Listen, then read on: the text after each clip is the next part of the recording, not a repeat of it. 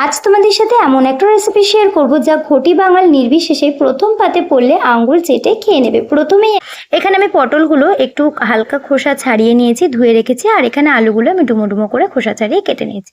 আর চিংড়ি মাছটা ধুয়ে নুন হলুদ মাখিয়ে রেখেছি। এবার কড়াইতে সর্ষের তেল গরম করে পটলগুলো আমি এক এক করে ছেড়ে দিয়েছি। পটলগুলো দিয়ে একটু নাড়াচাড়া করে নেব, দিয়ে তারপরে দিয়ে দেবো নুন আর দিয়ে দেবো হলুদ গুঁড়ো, দিয়ে পটলগুলোকে বেশ ভালোভাবে লাল লাল করে আমরা ভেজে নেব। এখানে দেখো পটলগুলো লাল লাল করে ভাজা হয়ে গেছে। এবার ওগুলোকে তুলে রেখে দেবো। এবার ওই তেলেই আমি দিয়ে দেবো আলু, কিন্তু এই আলুগুলো দেওয়ার পর এর মধ্যে আমি আর কোনো নুন হলুদ অ্যাড করব না, যেহেতু পটলে অ্যাড করেছিলাম তো এটার মধ্যে হয়ে যাবে। দেখো এটাও লাল লাল করে ভাজা হয়ে গেছে। এবার এটাও আমি তুলে রেখে দেবো। তারপর ওর মধ্যে আরেকটু তেল অ্যাড করে চিংড়ি মাছগুলো আমি দিয়ে বেশ ভালোভাবে ভেজে নেব লাল লাল করে। যতক্ষণ না লাল হচ্ছে ততক্ষণ ভাজবো। দেখো এখানে ভাজা হয়ে গেছে। এবার এই চিংড়ি মাছগুলোকেও আমি ভালোভাবে তুলে রেখে দেবো। তারপর ওর মধ্যে আমি বেশ কিছুটা তেল দিয়ে ওর মধ্যে গোটা গরম মশলা আর জিরে ফোড়ন দিয়েছিলাম, যেটার ক্লিপস নিতে আমি ভুলে গেছি। তারপর এখানে পেঁয়াজ আর টমেটো আমি ফাইন করে কুচি করে রেখেছিলাম, সেটা আমি দিয়ে একটু লাল করে ভেজে নেবো। তারপরে দিয়ে দিলাম আদা রসুন বাটা।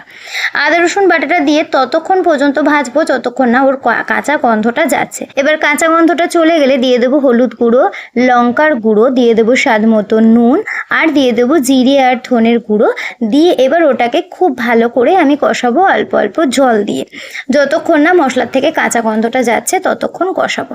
দেখো এখানে বেশ ভালো কষানো হয়ে গেছে, উপর থেকে তেল ভেসে উঠেছে। এবার আমরা ওই পটল আলু আর চিংড়ি মাছ যেটা ভেজে রেখেছিলাম সেটা ওর মধ্যে দিয়ে দেব, দিয়ে ওটাকেও খুব ভালোভাবে কষাবো যতক্ষণ না পটল আর আলু থেকে তেলটা ছাড়ছে ততক্ষণ কষাবো। এখানে দেখো তেল ছেড়ে গেছে। এবার ওর মধ্যে দিয়ে দেবো পরিমাণ মতন জল। জলটা দিয়ে একটু নাড়াচাড়া করে ফুটতে দেবো। ভালোভাবে ফুটে গেলে আমি এখানে চাল মগজ আর পোস্ত বেটে রেখেছিলাম সেটাই আমরা ওর মধ্যে দিয়ে ভালোভাবে নাড়াচাড়া করে দেবো। দিয়ে ওটা ফুটে গেলে আমি ঢাকনা চাপা দিয়ে সিদ্ধ হতে দেবো। দেখো এখানে প্রায় আমি 15 মিনিট রেখেছিলাম। দিয়ে এবার এখানে এগুলো সব সেদ্ধ হয়ে গেছে। এবার একটু ফুটে গরম মশলার গুঁড়ো দিয়ে নামিয়ে নিলেই রেডি আমাদের পটল চিংড়ি। কালকে যেহেতু নববর্ষ, কালকে যদি এই পটল চিংড়ি প্রথম পাতে পড়ে তো ঘটি আর বাঙাল দুজনেই চেটে পুটে খেয়ে নেবে। যাই হোক আমি মজা করলাম, আমি কোনো ঘটি বাঙালির মধ্যেই নেই। যাই হোক আমি মজা করলাম। ভিডিওটা যদি তোমাদের ভালো লাগে অবশ্যই একটা লাইক করবে, কমেন্ট করবে, আর অবশ্যই রেসিপিটা একবার কালকে ট্রাই করবে। কালকে যেহেতু বাংলা বছরের শুভ নববর্ষ, তাই সবাইকে অগ্রিম শুভ নববর্ষ। বড়দেরকে আমার প্রণাম আর ছোটদেরকে আমার অসংখ্য ভালোবাসা।